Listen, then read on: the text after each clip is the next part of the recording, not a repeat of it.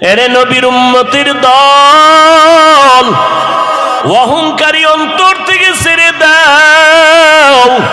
হযরত আলী বলেন, এলেম পাইয়া খুশি, টাকা পেয়ে খুশি না। তার কারণ এলেমওয়ালা টাকাওয়ালার টাকা আজ আছে কাল থাকবে না, এলেমওয়ালার এলেম বিদায় হবে না। 2 নাম্বার কারণ, টাকাওয়ালার যত টাকা বাড়ে তত দুশ্মন বাড়ে, এলেমওয়ালার যত এলেম বাড়ে তত বন্ধু বাড়ে। কথা ঠিক নি? টাকাওয়ালার যত টাকা বাড়ে দুশ্মন বাড়ে, এলেমওয়ালার যত এলেম বাড়ে বন্ধু বাড়ে। ঠিক 3 নাম্বার কারণ, টাকাওয়ালার যত বয়স বাড়ে তত সকলের ঘৃণা বেড়ে যায়, আর এলেমওয়ালার যত বয়স বাড়ে সবার মোহাব্বত বাড়ে। টাকাওয়ালা বুড়া হয়ে গেছে, স্ত্রী কয় মরে না কেন, সন্তানেরা কয় মরে যাওয়া ভালো। আর এলেমওয়ালা যত বুড়া হয়ে যাক, বড় বড় আলেমরা লাইনে দাঁড়ায়, হুজুরের একটু জুতা যদি হাতে নিতে পারতাম বরকত হতো। এটা এলেমের বরকত। এই মজলিসটাও তো সে এলেমের মজলিস, এই জন্য এত দাম। খানা নাই, ঘুম নাই, এরপরও মানুষ ঠান্ডার ভিতরে দুর্বল বিছানায় বসে আছে, একমাত্র এলেমের মোহাব্বত আর বরকত। অথচ আমার নবী কান্না করলেন, আবু বকর কাঁদলেন, ওমর কাঁদলেন, জান্নাতের টিকিট হাতের মধ্যে পাইছেন। এরপর হযরতে ওমর ফারুক রাদিয়াল্লাহু তাআলা আনহু জীবন ভর কান্না করলেন। ঈদের দিন সবাই ঈদের নামাজ পড়ে আনন্দ করে বাড়ি বাড়ি যায়, ওমর দরজা লাগায় কান্না করে। আবু হুরায়রা রাদিয়াল্লাহু আনহু বলেন, ভাই ওমর খলিফাতুল মুসলিমিন, আপনি ঈদের দিন আনন্দ বাদ দিয়ে কেন কান্না করেন? ওমরে ফারুক বলে, ভাই আবু হুরায়রা, কান্না কেন করি? আনন্দ তো ওই ব্যক্তি করবে যার কোনো চিন্তা পেরেশানি নাই। আবু হুরায়রা রাদিয়াল্লাহু আনহু বলেন, আপনার কিসের পেরেশানি? কয়, একটা মাস রোজা গেল, কবুল হলো কিনা চিন্তা, তারাবি পড়লাম কবুল হলো কিনা চিন্তা, তেলাওয়াত করলাম কবুল হলো কিনা পেরেশানি, জাহান্নাম থেকে নাজাত পেলাম কিনা চিন্তা। আবু হুরায়রা বলেন, খলিফাতুল মুসলিমিন, আল্লাহ তো আপনাদের 10 জনকে জান্নাতের টিকিট দান করেছেন, আবার এত চিন্তা কেন? ওমর ফারুক কান্না করে বলে, ভাই, যেই আল্লাহ জান্নাতের টিকিট দান করেছেন, ওই আল্লাহ যদি আমার কোনো কাজে বেজার হয়, ওই টিকিট আবার ক্যান্সেল হয়ে যেতে পারে। হযরত ওমর কান্না করেন আর বলেন, আমার আল্লাহ যদি ঘোষণা দিয়ে দেয় কিয়ামতের ময়দানে সব মানুষগুলো জাহান্নামে যাবে, একটা মানুষ জান্নাতে যাবে, আমি ওমর আশা করতেছি সেই জান্নাতি মানুষ আমি ওমর হতে পারি। পক্ষান্তরে আমার আল্লাহ যদি রাগ করে ঘোষণা দিয়ে দেয় সব মানুষগুলো জান্নাতে যাবে, আজকে একজন মানুষ জাহান্নামে যাবে, আমি ওমর বড় ভয় পাই সেই জাহান্নামী আসামি আমি হয়ে যাই নাকি। কি পরিমাণ আমার আল্লাহর আযাবের ভয়! জান্নাতের টিকিট পাইয়াও যদি তারা এত কাঁদেন, আপনার আমার কি পরিমাণ কান্না দরকার। যেইভাবে নামাজ পড়া দরকার পারলাম না, যেইভাবে জিকির করা দরকার পারলাম না, যেইভাবে নামাজ পড়লে আল্লাহ খুশি হবে ওইভাবে তো নামাজ হলো না জীবনে, যেইভাবে তেলাওয়াত করলে আমার আল্লাহ খুশি ওইভাবে তেলাওয়াত করতে পারলাম না। আল্লাহ এলেম দান করেছেন, এলেমের হক যেইভাবে আদায় করা দরকার পারলাম না। সন্তানের হক আদায় আমি ব্যর্থ, স্ত্রীর হক আদায় আমি ব্যর্থ, ভাইয়ের হক আদায় ব্যর্থ, আজকে ইবাদতের হক আদায় আমি ব্যর্থ। এই ব্যর্থ অবস্থায় আমি যদি আল্লাহর হাজিরা দিতে আল্লাহর দরবারে রওনা দেই, আল্লাহ বলবে ব্যর্থ জীবন নিয়ে তুমি জাহান্নামে চলে যাও, জান্নাতের ময়দানে তোমার কোনো জায়গা নাই। এই জন্য এমন একজন আল্লাহওয়ালা পাবেন না যে সারা জীবন কান্না করে নাই। এত আমলের পরেও কেন কাঁদছেন? আমার আল্লাহর আযাবের ভয়। আপনার আমার কি পরিমাণ কান্না উচিত, অথচ কপাল খারাপ, নিজেও কাঁদি না, কেউ যদি কান্না করে তাও পছন্দ করি না। এরে নবীর উম্মতের দল, আমার নবীও যদি কাঁদেন কেন কান্না করবারে বাবা? দুনিয়ার ঘরে আগুন লাগলে পানি ছাড়া যেমন ঠান্ডা করা যায় না, গুনার কারণে জাহান্নামের আগুন মদিনার নবী বলেন চোখের পানি ছাড়া জাহান্নামের আগুন ঠান্ডা হবে না। আল্লাহর কাছে তওবা করো রে বাবা। এখনো যারা মাওলার কোরআনটা চোখ দিয়া তাকাইয়া দেখতে পারো না এর যুবক, এখনো কোরআনটা পড়তে পারো না এরে বাবা, অনুরোধ করি তওবা করো। এশার নামাজের পরে অথবা ফজরের নামাজের পরে 1 ঘন্টা সময় কোন আলেম বা মুয়াজ্জিনের পেছনে দিয়া কোরআনটা শিখে নাও। 2-3 মাসে কোরআনটা শিখা সহজ হয়ে যাবে। আল্লাহর কোরআন পড়িয়া দেখো কত মজা লাগে রে বাবা। আল্লাহর কোরআনটা পড়ো, কোরআনওয়ালার সাথে সম্পর্ক লাগাও। এখন থেকেই নামাজটা ধরো, কারণ আজকে তুমি বয়ান শুনো যেই টাইমে, আল্লাহ না করুন হতে পারো আগামীকাল তুমি এই টাইমে হসপিটালের রোগী। আল্লাহ বানাইতে পারেননি। অতএব আল্লাহর কাছে তওবা করে নাও। মনে মনে আমার আল্লাহকে ডাকো আর বলো, আল্লাহ এই ময়দানে আমার মতো গুনাহগার কেউ নাই। আগামীকালকে আমি সুস্থ অবস্থায় থাকবো কিনা তারও গ্যারান্টি নাই। কোন দিন মরণ হবে জানা নাই। এই চোখের সামনে কত লাশ, কত জানাজার নামাজ পড়লাম। ও আল্লাহর বান্দারা, তওবা করো আমার মালিকের কাছে। দুনিয়াতে যতদিন বেঁচে থাকবো নামাজ ছাড়বো না, আল্লাহকে বেজার করে চলবো না, মা বাবার দোয়া নিয়ে চলবো, নবীর সুন্নাত অনুযায়ী চলবো, ওলামায়ে কেরামের পরামর্শ নিয়ে চলবো। যেই ওলামায়ে কেরামের বয়ানে চোখে পানি আসে, দিল নরম হয়, যাদের কাছে থাকলে আমল ভালো হয়, এমন ওলামায়ে কেরামের কাছে যাও, দোয়া নাও, তাদের পরামর্শ নিয়ে আমল করো। মরিয়া গেলে আর নামাজ ছাড়িও না রে যুবক। তোমার মতো বান্দা চাকরি করে, ব্যবসা করে, লেখাপড়া করে, নামাজ ছাড়ে না। ডাক্তারি পড়ো, ইঞ্জিনিয়ারিং পড়ো, প্রফেসর হও, আলহামদুলিল্লাহ।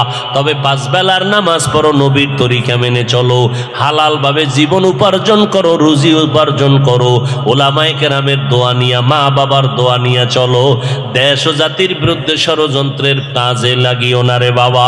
সবার কপালে তওবা নসিব হবে না। 13টা বছর আমার নবীকে দেখলো, বয়ান শুনলো, এরপরও নসিবে কালেমা জুটলো না। সে আবু জাহালের। এই জমিনে কিছু শক্ত অন্তরওয়ালা থাকবে, কোন বয়ানে তাদের দিলটা নরম হবে না। ও আল্লাহর বান্দারা, তবে 2-1জনও যদি আল্লাহর গোলাম দিল নরম করে তওবা করে আমার আল্লাহকে ডাক দেয়, হে মালিক গুনাহ করে ফেলছি, আমার গুনার খবর আমার মা বাবা ভাই বোন জানলে কেউ আমারে জায়গা দিত না। ও আল্লাহ, আপনি জানার পরে রাগ করিয়া পানি খানা বন্ধ করেন নাই। আজকে তওবা করে নিলাম, আর গুনাহ করব না, নামাজ ছাড়ব না। তওবার নিয়ত করে আমার আল্লাহকে বলো, আমার আল্লাহ রহমতের দরজা দিয়া তোমার তওবা কবুল করে নিবেন। আল্লাহ কুদরতের নজর দিয়া দেখেন এই ময়দানে কত গুনাহগার। আয় আল্লাহ, আমরা তওবার নিয়ত করেছি, এই নিয়তের মধ্যে বরকত বাড়ায়া দেন। যতদিন বেঁচে থাকবো গুনাহ করব না, আর নামাজ ছাড়বো না, বেপরদায় চলবো না। আলিফ লাম মিম, এই অক্ষরগুলো দিলাম আমি কোরআনে। এমন দামি কোরআন, যে কোরআন দেখলে সওয়াব। পয়গম্বর বলেন, আল্লাহর কোরআন যদি তাকাইয়া দেখো আর বলো হাযা কালামু রব্বি, এটা আমার রবের কালাম, পয়গম্বর বলেন মরণের আগে চোখের পাওয়ার নষ্ট হবে না। কেমন দামি একটা কোরআন। আপনাদের গাজীপুর এলাকায় এই চৌরাস্তা চান্দনায় বিল্ডিং এর অভাব আসেনি? কথা বলেন না কেন? কিন্তু আল্লাহর কসম, একটা বিল্ডিং এর এই পরিমাণ দাম নাই। কোরআনওয়ালা, রসুলের আদর্শওয়ালা জামিয়াতুর রহমা নামের বিল্ডিং এর যেই পরিমাণ দাম। এত দাম কেন? কোরআনের কারণে। এই চেয়ার এত দামি, কয় মোটেও দাম নাই, কেউ পা উঠাইয়া বসবে, কেউ কিছু মনে করবে না। কিন্তু নরমাল একটা কাঠ কোরআনের সাথে লাগায় দাও, রেহাল নাম দিয়ে দাও, দাম বেড়ে যায়। এখন বিনা উজুতে কেউ লাগায় না, ধরে না। একটা কোরআনের কাছে নরমাল কাপড় লাগলে যদি সম্মান বাড়ে, একটা কাঠ লাগলে যদি সম্মান বাড়ে, একটা ঘরের মধ্যে কোরআন থাকলে যদি সম্মান বাড়ে, আমি বান্দার মধ্যে যখন কোরআন আসবে আমার সম্মান কেন বাড়বে না? এজন্যই মানুষ বড় দামি। আল্লাহ তাআলা এই দামি কোরআন, এমন দামি কোরআনে অর্থহীন অক্ষর কেন দিলেন? এত দামি কিতাব আল্লাহ পাক রব্বুল আলামিন এমন একটা দামি কিতাবের মধ্যে যেই অক্ষরের কোনো অর্থ নাই দিলেন কেন? এর এক নাম্বার জবাব, সারা দুনিয়ার মুমিনের ঈমানটাকে আল্লাহ পরীক্ষা করার জন্য দিয়েছেন। এ মুমিনেরা, আমার কথা বুঝলে মানবি নাকি না বুঝলেও মানবি? যদি কোনো মুমিন বলে আমার মালিকের কথা আমি বুঝলেও মানি না বুঝলেও মানি, তোমার ঈমানটা বড় তাজা। আর যদি কেউ বলে আল্লাহর কথা বুঝলে মানি না বুঝলে মানি না, তুমি যত বড় পাগড়িওয়ালা হও তুমি তাজা বেঈমান। কি বুঝলাম? যারা বলবে কোরআনের অর্থ না জেনে পড়লে লাভ নাই, তাদেরকে চিহ্নিত করে নাও, এরা ইসলামের ব্যানারওয়ালা নিকৃষ্ট ভণ্ড। আসতে বলেন কেন? মুসলমানের একটা আওয়াজ ভণ্ডদের জন্য একটা ঘূর্ণিঝড়ের মতো আতঙ্ক। মুসলমানের টাকা নাই, পয়সা নাই, বাড়ি নাই, গাড়ি নেই, অস্ত্র নাই, এরপরেও অস্ত্রওয়ালারা কেন ভয় পায়? টাকাওয়ালারা কেন ভয় পায়? মুসলমান ফকির, এরপরেও কেন ধনীরা ভয় পায়? মুসলমান টাকা পয়সা নাই, এরপরও কেন ভয় পায়? এর একটাই মাত্র কারণ, মুসলমান কল্লা দিতে জানে, কোনো বেঈমানের কাছে মাথা নত করতে জানে না। মুসলমানি বুয়াদ গর্দন নেহাদান, এনানে খুদ বদস্তে খাজা দাদান, গর্ব সুরত আদমি ইনসাবুদে, আহমদ বু জাহলো হম এক সাবুদি। আল্লাহর কোরআন বুঝলে মানবা নাকি না বুঝলেও মানবা?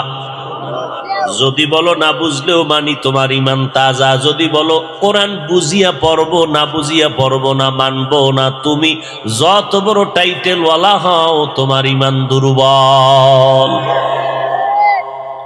আল্লাহ মুমিনের ঈমান যাচাই করতে চাইলেন।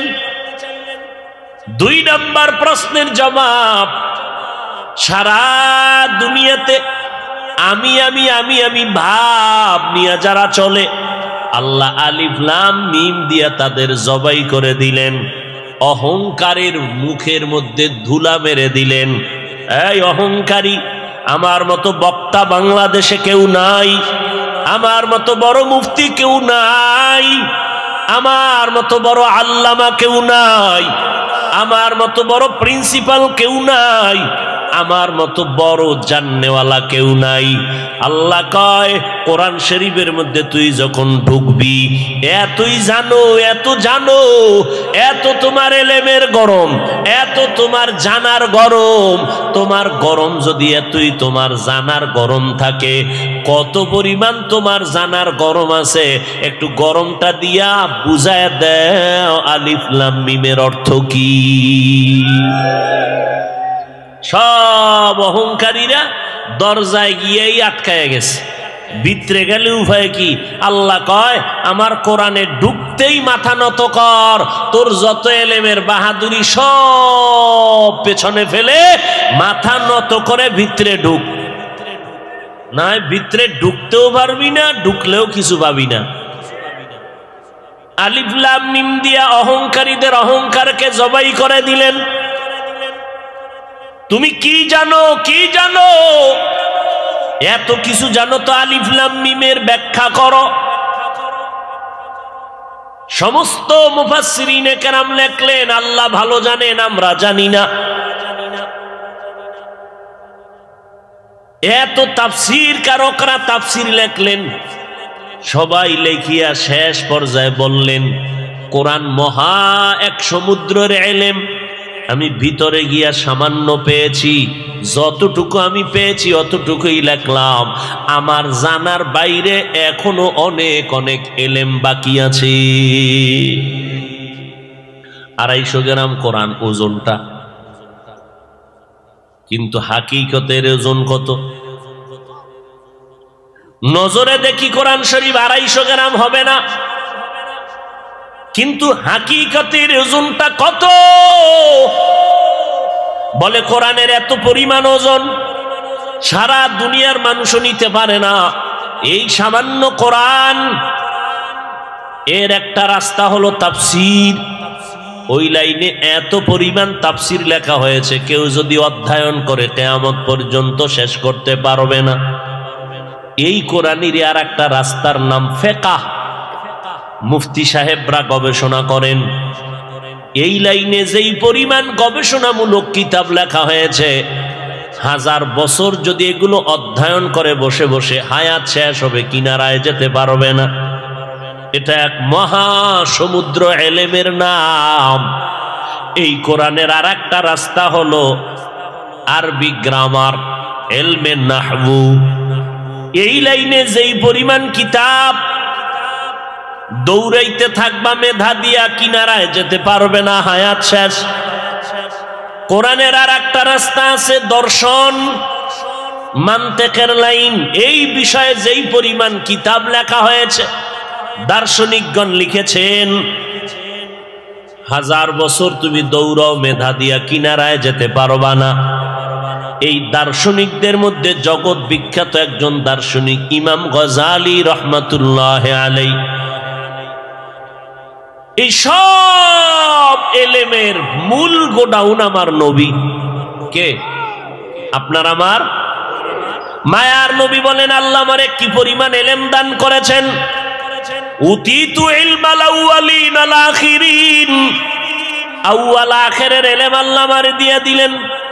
আদম নবী থেকে ঈসা নবী পর্যন্ত সব ইলম আমি আল্লাহ মুহাম্মদের দান করেছেন। আল্লাহ কয় নবী কি পরিমাণ দিলাম? আপনি মনে করেন অনেক অনেক দিলাম, আমি মাওলা জানি কি পরিমাণ আপনাকে দিয়েছি। একজনে আমার কাছে কয় ভাইজান আমারে 2000 টাকা দেন। আমার পকেটে টাকার বান্ডিল আছে 5 লাখ টাকা, আমি সেখান থেকে দিলাম 5000। লোকটা খুশি না বেজার? কম পাইছে না বেশি? চিল্লায় কয় অনেক পেয়েছি, অনেক। আমি জানি তোমার কি পরিমাণ আমি দিয়েছি, আমার পকেটের টাকার তুলনায় তোমারে সামান্য দিয়েছি। আল্লাহ কয় নবী দুনিয়ার লাইনে আপনি দেখেন অনেক কিছু পেয়েছেন, আমি মাওলার কুদরতের ইলম থেকে আমি সামান্য দিলাম।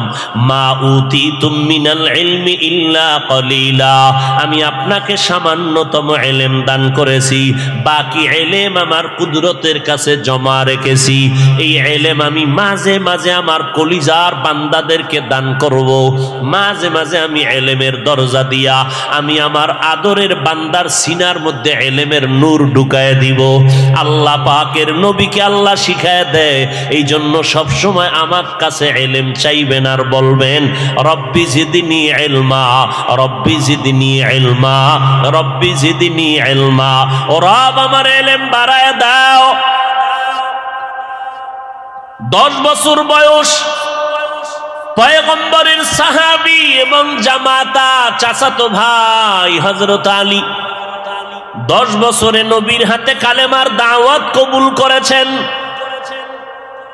হযরত আলীর জন্য নবী কলিজা দিয়া দোয়া করলেন, আমার আল্লাহ আলীকে ইলমের দরজা দিয়া ইলমের নূর সিনায় দান করলেন। কেমন ইলম আল্লাহ দান করেছেন। হযরত আলী আমার মালিকের দরবারে শুকর আদায় করে নবী বলেন আনা দারুল হিকমা ওয়া আলিউন বাবুহা, আমি মুহাম্মদ হলাম হিকমতের ঘর আর এই এলেমের ঘরের দরওয়াজা হলো আমার সাহাবী আলী। ইলমে রা'জাজু করদান বেহিসাব, খলকে রাদাদান জওয়াবে বাসওয়াব। ইলম পাইয়া আলী খুশি। কি খুশি? হযরত আলী বলে, ও মালিক, দুনিয়ার সম্মানের চেয়ারে বসার জন্য দুই পুঁজির একটা লাগে। একটা হলেই সম্মানের চেয়ার পায়, হয়তো লাগবে শিক্ষাগত যোগ্যতা, না হয় লাগবে টাকা। ও আল্লাহ, আমাদের তুমি টাকা মাল দাও নাই, টাকা দাও নাই, ইলম দিয়েছো, এজন্য আমি আলী অনেক খুশি। রাজি নাকিস মাতাল জাব্বার ফিনা লানা ইলমুন ওয়ালিল আদাই মালু ফা ইন্নাল মালা ইয়াফনি আন কারিবিন ওয়া ইন্নাল ইলমা বাকিন লা ইয়াজালু। হযরত আলী শুকর আদায় করেন, আল্লাহ তুমি আমাদের সম্মানের জন্য ইলম দান করেছো, টাকা পয়সা দাও না, এজন্য দিল খুশি, ইলম পেয়েছি। টাকা পাই এত খুশি না, ইলম পেয়ে যত খুশি। কারণ টাকাওয়ালার টাকা আজ আছে, কাল থাকবে না। ইলমওয়ালার ইলম সিনায় ঢুকবে, কখনো বিদায় হবে না। টাকাওয়ালার টাকা আজ আছে, কাল। কোটি টাকার মালিক দেখো, অভাব হয় না দূর। গরিব ঘুমায় আরাম করে, মনটা বাহাদুর। ফেরাউনের লাশটা দেখো, মিশর জাদু ঘরে, খায় না মাটি, পোকা মাছি সবাই ঘৃণা করে। হৃদয় থাকিবে যার নম্রতা সদা, রহমত আসিবে সেথা প্রভুর ওয়াদা। বড়র বড়াই থাকলে দিলে রহমত আসবে না, নিজেকে নিজে ছোট মনে করিও সদা।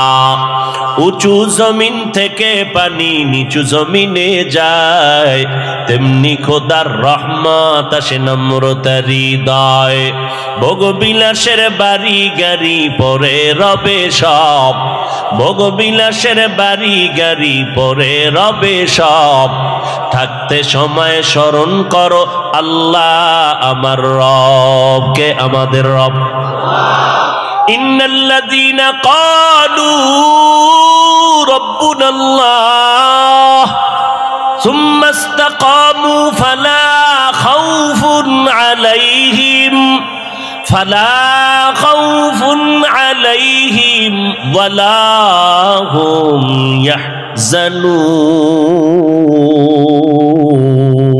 ইয়াহজানুন।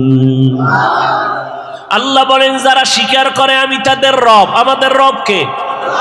আর জোরে বলেন, রব্বি আল্লাহ লা ইলাহা গায়রুহু ওয়া নবিহি মুহাম্মদ মুস্তাফাহু দীনিয়াল ইসলাম দীনু মাওকাহু আরজুক ফরানান আফওয়ান ইনদাহু। আমার রবকে। যারা আমারে রব বলিয়া স্বীকার করবা, দুনিয়ায় কোনো পেরেশানি নাই, আখিরাতেও কোনো ভয় নাই। আমি আল্লাহ আমার কুদরতের জিম্মায় তোমাকে বিনা হিসাবে জান্নাতে পৌঁছাইয়া দিব। আল্লাহকে রব বলে মানরে বাবা। হযরত আলী বলেন, আমরা ইলম পেয়ে খুশি, টাকা পেয়ে খুশি না। তার এক কারণ, টাকাওয়ালার টাকা আজ আছে, কাল থাকবে না। ইলমওয়ালার ইলম সিনায় ঢুকবে, কখনো বিদায় হবে। তবে ছাত্র যারা, তাদেরকে একটু বলে রাখবো, ইলম কখনো সিনায় ঢুকলে বিদায় হয় না, হয় না, হয় না, এটাই বাস্তব। তবে সাবধান, মাঝে মাঝে ইলমটাও সিনার থেকে বিদায় হয়ে যায়। মাঝে মাঝে ইলমটাও বিদায় হয়, মাঝে মাঝে। কখন? যদি এলেমের সাথে কেউ বেয়াদবি করে অথবা এলেম ওয়ালাদের সাথে কেউ বেয়াদবি করে, তখন সিনাত থেকে এলেম চলে যাবে। এলেমের সাথে বেয়াদবি অথবা এলেম ওয়ালাদের সাথে বেয়াদবি, যাদের সিনায় এলেম আছে তারা আলেম, যাদের সিনায় কি আছে? কোরআন হাদিসের এলেম আছে তারা আলেম। আলেমের বহু বচন উলামা। ওলামা দুই দল। আমগো বাংলাদেশে কিন্তু ওলামা বহু দল, প্রত্যেকটা রাজনৈতিক দলে এক দল ওলামা, কথা কয় না। হাকিকতে উলামা দুই দল, এক দল হক আর এক দল ভণ্ড। قال النبي صلى الله عليه وآله وسلم ألا إن شر الشر شرار العلماء وإن خير الخير خيار العلماء। পয়গম্বর বলেন উলামা দুই দল, এক দল হক আর এক দল বাতিল। একদল ওলামা এত খারাপ, এদের থেকে খারাপ জমিনে আর কেউ হবে না। আবার ওলামাদের মধ্যে একদল ভালো, এদের মতো ভালো জমিনে কেউ হবে না। নবী খারাপ কেন বললেন ওলামায়ে কেরামের একটা দলকে? একটা কারণ হলো কি জানি কয় না, ভাত নষ্ট হলেও খাওয়ার রাস্তা আছে না নেই? কথা কন না কেন? বিরিয়ানি যদি নষ্ট হয় খাওয়ার পথ আসেনি? নাই। আলেম যদি খারাপ হয় এটার আর লাইন ভালো করার রাস্তা নাই। কেমনে বুঝলাম? কয় লক্ষ লক্ষ গাঞ্জাখোর জুয়া খেলনেওয়ালারা ইসলামের ক্ষতি যেই পরিমাণ করতে না পারবে, মাত্র একজন টুপিওয়ালা ভণ্ডের দ্বারা ইসলামের ক্ষতি আরো বেশি হয়ে যাবে। হচ্ছে না? কথা বলেন না কেন? এটা হইতে আরো কয়েক বছর পর বাকি আছে। সোনার বাংলায় হচ্ছে তের বাইনা, খবর নাই। কারণ 24 ঘন্টা মোবাইল নিয়ে মোরাকাবায় থাকরে যুবক, কিন্তু মোবাইলের হাকিকত সম্পর্কে তোমার ধারণা নাই। এই জমিনের মধ্যে দাঁড়ায় কিছু উলামা বলতেছে কোরআনের ভেতরে ভেজাল, আবার বলে কালেমা লা ইলাহা ইল্লাল্লাহ মুহাম্মাদুর রাসূলুল্লাহ, কালেমা পড়া বন্ধ করে দাও, এটা কুফরি কালেমা। নাউজুবিল্লাহ, একটু আস্তে বলেন, কারণ আপনার হুজুরে বললে। এই যুবক, তোমার বক্তা সাহেব যদি বলে তো নাউজুবিল্লাহ একটু চিন্তা করে বলা উচিত। তবে রেজাল্ট শুনে নাও।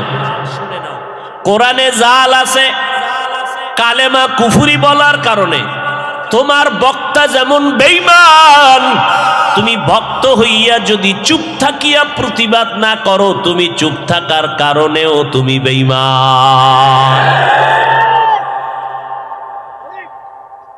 আল্লাহ হেদায়াত দান করুন। যুবকেরা, এরে নবীর উম্মতের দল, অহংকারী অন্তর থেকে ছেড়ে দাও। হযরত আলী বলেন এলেম পাইয়া খুশি, টাকা পেয়ে খুশি না। তার কারণ এলেমওয়ালা টাকাওয়ালার টাকা আজ আছে কাল থাকবে না, এলেমওয়ালার এলেম বিদায় হবে না। 2 নাম্বার কারণ, টাকাওয়ালার যত টাকা বাড়ে তত দুশ্মন বাড়ে, এলেমওয়ালার যত এলেম বাড়ে তত বন্ধু বাড়ে। কথা ঠিক নি? টাকাওয়ালার যত টাকা বাড়ে দুশ্মন বাড়ে, এলেমওয়ালার যত এলেম বাড়ে বন্ধু বাড়ে। ঠিক 3 নাম্বার কারণ, টাকাওয়ালার যত বয়স বাড়ে তত সকলের ঘৃণা বেড়ে যায়, আর এলেমওয়ালার যত বয়স বাড়ে সবার মোহাব্বত বাড়ে। টাকাওয়ালা বুড়া হয়ে গেছে, স্ত্রী কয় মরে না কেন, সন্তানেরা কয় মরে যাওয়া ভালো। আর এলেমওয়ালা যত বুড়া হয়ে যাক, বড় বড় আলেমরা লাইনে দাঁড়ায়, হুজুরের একটু জুতা যদি হাতে নিতে পারতাম বরকত হতো। এটা এলেমের বরকত। এই মজলিসটাও তো সে এলেমের মজলিস, এই জন্য এত দাম। খানা নাই, ঘুম নাই, এরপর মানুষ ঠান্ডার ভিতরে দুর্বল বিছানায় বসে আছে, একমাত্র এলেমের মোহাব্বত আর বরকত। আল্লাহ কষ্টকে নাজাতের জরিয়া বানায় দেন, হেদায়েতের জরিয়া বানায় দেন। এরে যুবক, আল্লাহ তাআলা বলেন আলিফ লাম মিম যালিকাল কিতাবু লা রাইবা ফি, এটা এমন একটা কিতাব যার মধ্যে কোনো ভুল আছে? কোনো ভুল? ওই আলেম কেন বলল কোরআনে জাল আছে? এ তো করোনার আগের না, ইদানিং বলছে, এই কয়েক মাস আগে মাত্র বলে কোরআনে ভেজাল। বলে কেমন? হাদিসের থেকেও বেশি। আরো জোরে বলেন। কই দেশের মানুষ তো ঘুমাইতেছে, খবরও নাই। আল্লাহ সারাইছে, দেওবন্দিওয়ালারা যদি এর কিছু কইতো দুইয়া লাইতো ওই জাতিরা। আল্লাহ হেদায়াত দান করুন। হায় হায়, কালেমা কুফরি কোন দেওবন্দিওয়ালারা বলে নাই। নবীরা ভুল করেছিলেন, আল্লাহ ভুল করাইছিলেন, কোন দেওবন্দিরা বলে নাই। কোরআনে জাল আছে, কোন দেওবন্দিরা বলে নাই। বেশি নফলে বাদাত লাগে না, কোন দেওবন্দিরা বলে নাই। এরপরও সব দোষ হলো দেওবন্দীদের। মাদ্রাসা বন্ধ করার জন্য পায়ে তারা চলছে।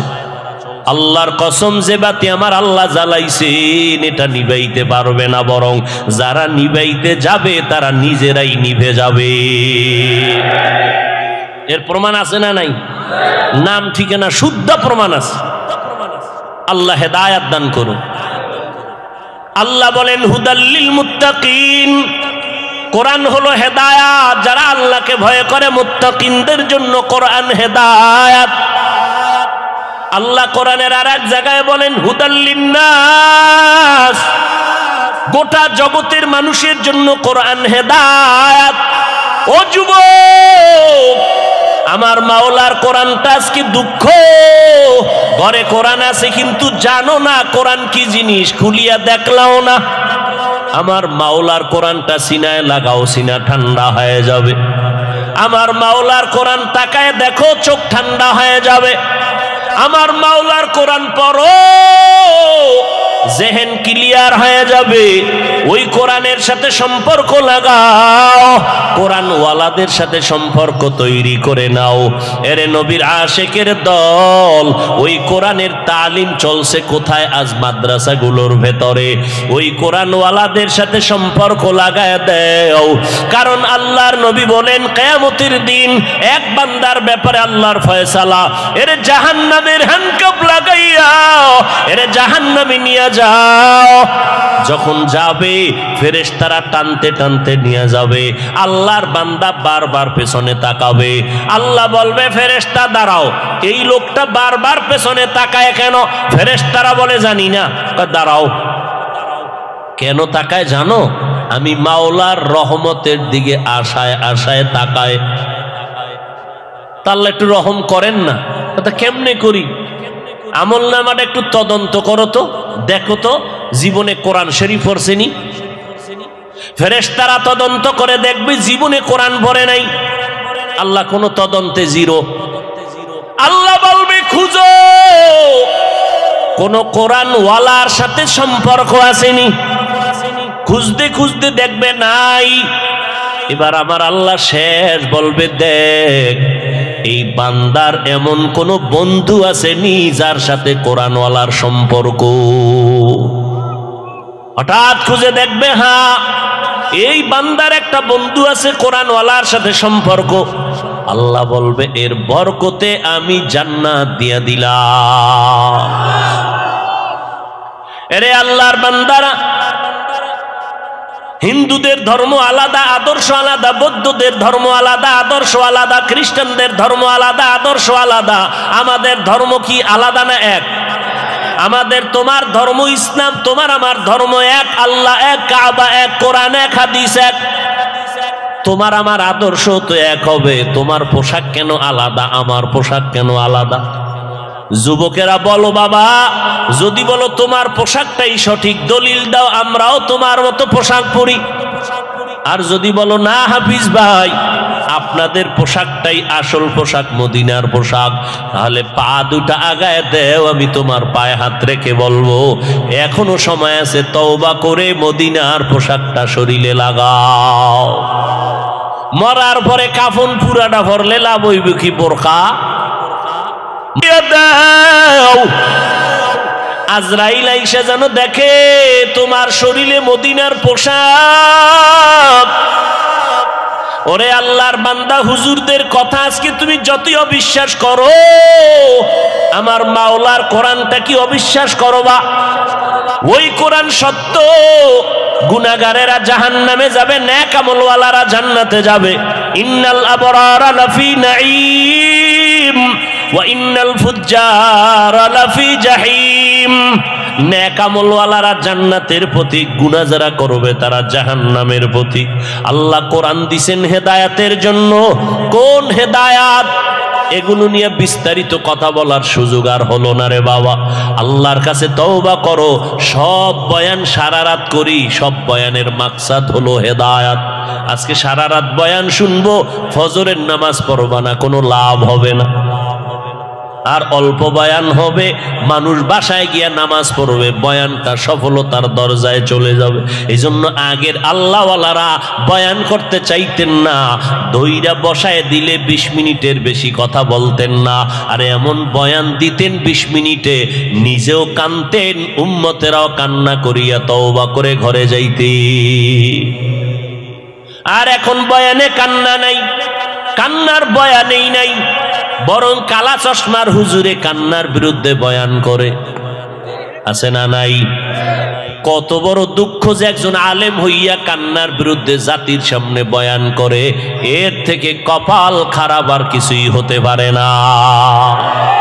অথচ আমার নবী কান্না করলেন, আবু বকর কাঁদলেন, ওমর কাঁদলেন। জান্নাতের টিকিট হাতের মধ্যে পাইছেন। এরপর হযরতে ওমরে ফারুক রাদিয়াল্লাহু তাআলা আনহু জীবনভর কান্না করলেন। ঈদের দিন সবাই ঈদের নামাজ পড়ে আনন্দ করে বাড়ি বাড়ি যায়, ওমর দরজা লাগায় কান্না করে। আবু হুরায়রা রাদিয়াল্লাহু আনহু বলেন, ভাই ওমর খলিফাতুল মুসলিমিন, আপনি ঈদের দিন আনন্দ বাদ দিয়ে কেন কান্না করেন? ওমরে ফারুক বলে, ভাই আবু হুরায়রা, কান্না কেন করি? আনন্দ তো ওই ব্যক্তি করবে যার কোনো চিন্তা পেরেশানি নাই। আবু হুরায়রা রাদিয়াল্লাহু আনহু বলেন, আপনার কিসের পেরেশানি? কয়, একটা মাস রোজা গেল, কবুল হলো কিনা চিন্তা। তারাবি পড়লাম, কবুল হলো কিনা চিন্তা। তেলাওয়াত করলাম, কবুল হলো কিনা পেরেশানি। জাহান্নাম থেকে নাজাত পেলাম কিনা চিন্তা। আবু হুরায়রা বলেন, খলিফাতুল মুসলিমিন, আল্লাহ তো আপনাদের 10 জনকে জান্নাতের টিকিট দান করেছেন, আবার এত চিন্তা কেন? ওমর ফারুক কান্না করে বলে, ভাই, যেই আল্লাহ জান্নাতের টিকিট দান করেছেন, ওই আল্লাহ যদি আমার কোনো কাজে বেজার হয়, ওই টিকিট আবার ক্যান্সেল হয়ে যেতে পারে। হযরত ওমর কান্না করেন আর বলেন, আমার আল্লাহ যদি ঘোষণা দিয়ে দেয় কিয়ামতের ময়দানে সব মানুষগুলো জাহান্নামে যাবে, একটা মানুষ জান্নাতে যাবে, আমি ওমর আশা করতেছি সেই জান্নাতি মানুষ আমি ওমর হতে পারি। পক্ষান্তরে আমার আল্লাহ যদি রাগ করে ঘোষণা দিয়ে দেয় সব মানুষগুলো জান্নাতে যাবে, আজকে একজন মানুষ জাহান্নামে যাবে, আমি ওমর বড় ভয় পাই সেই জাহান্নামী আসামি আমি হয়ে যাই নাকি। কি পরিমাণ আমার আল্লাহর আযাবের ভয়! জান্নাতের টিকিট পাইয়াও যদি তারা এত কাঁদেন, আপনার আমার কি পরিমাণ কান্না দরকার। যেইভাবে নামাজ পড়া দরকার পারলাম না, যেইভাবে জিকির করা দরকার পারলাম না, যেইভাবে নামাজ পড়লে আল্লাহ খুশি হবে ওইভাবে তো নামাজ হলো না জীবনে, যেইভাবে তেলাওয়াত করলে আমার আল্লাহ খুশি ওইভাবে তেলাওয়াত করতে পারলাম না। আল্লাহ এলেম দান করেছেন, এলেমের হক যেইভাবে আদায় করা দরকার পারলাম না। সন্তানের হক আদায় আমি ব্যর্থ, স্ত্রীর হক আদায় আমি ব্যর্থ, ভাইয়ের হক আদায় ব্যর্থ, আজকে ইবাদতের হক আদায় আমি ব্যর্থ। এই ব্যর্থ অবস্থায় আমি যদি আল্লাহর হাজিরা দিতে আল্লাহর দরবারে রওনা দেই, আল্লাহ বলবে ব্যর্থ জীবন নিয়ে তুমি জাহান্নামে চলে যাও, জান্নাতের ময়দানে তোমার কোনো জায়গা নাই। এই জন্য এমন একজন আল্লাহওয়ালা পাবে ভাবেন না যে সারা জীবন কান্না করে নাই, এত আমলের পরেও কেন কাঁদছেন? আমার আল্লাহর আযাবের ভয়। আপনার আমার কি পরিমাণ কান্না উচিত, অথচ কপাল খারাপ, নিজেও কাঁদি না, কেউ যদি কান্না করে তাও পছন্দ করি না। এরে নবীর উম্মতের দল, আমার নবীও যদি কাঁদেন কেন কান্না করবারে বাবা? দুনিয়ার ঘরে আগুন লাগলে পানি ছাড়া যেমন ঠান্ডা করা যায় না, গুনার কারণে জাহান্নামের আগুন, মদিনার নবী বলেন চোখের পানি ছাড়া জাহান্নামের আগুন ঠান্ডা হবে না। আল্লাহর কাছে তওবা করো রে বাবা। এখনো যারা মাওলার কোরআনটা চোখ দিয়া তাকাইয়া দেখতে পারো না, এর যুবক, এখনো কোরআনটা পড়তে পারো না, এরে বাবা, অনুরোধ করি তওবা করো। এশার নামাজের পরে অথবা ফজরের নামাজের পরে 1টা ঘন্টা সময় কোন আলেম বা মুয়াজ্জিনের পেছনে দিয়া কোরআনটা শিখে নাও। 2-3 মাসে কোরআনটা শিখা সহজ হয়ে যাবে। আল্লাহর কোরআন পড়িয়া দেখো কত মজা লাগে রে বাবা। আল্লাহর কোরআনটা পড়ো, কোরআনওয়ালার সাথে সম্পর্ক লাগাও, এখন থেকেই নামাজটা ধরো। কারণ আজকে তুমি বয়ান শুনো যেই টাইমে, আল্লাহ না করুন হতে পারো আগামীকাল তুমি এই টাইমে হসপিটালের রোগী। আল্লাহ বানাইতে পারেননি। অতএব আল্লাহর কাছে তওবা করে নাও, মনে মনে আমার আল্লাহকে ডাকো আর বলো, আল্লাহ এই ময়দানে আমার মতো গুনাহগার কেউ নাই, আগামীকালকে আমি সুস্থ অবস্থায় থাকবো কিনা তারও গ্যারান্টি নাই, কোন দিন মরণ হবে জানা নাই। এই চোখের সামনে কত লাশ, কত জানাজার নামাজ পড়লাম।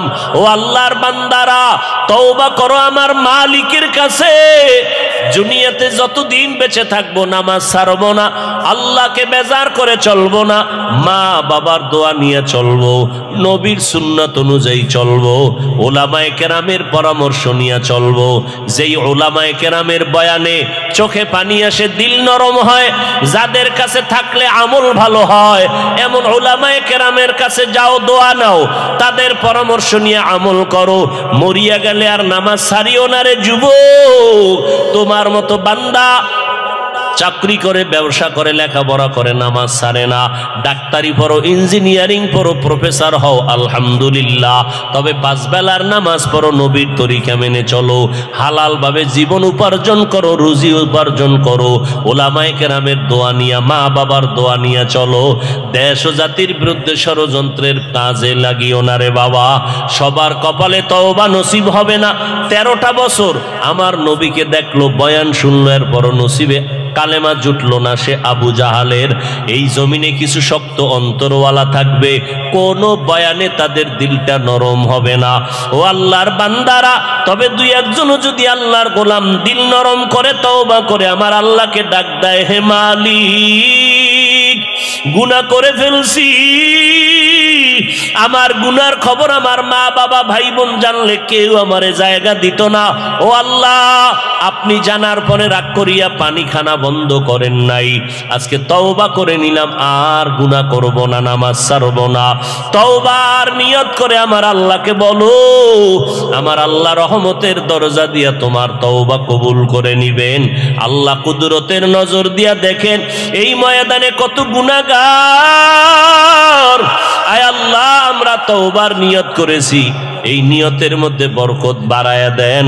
যতদিন বেঁচে থাকবো গুনাহ করব না, আর নামাজ ছাড়ব না, বেপরদায় চলবো না। আল্লাহ আমাদের সবাইকে তওবাওয়ালা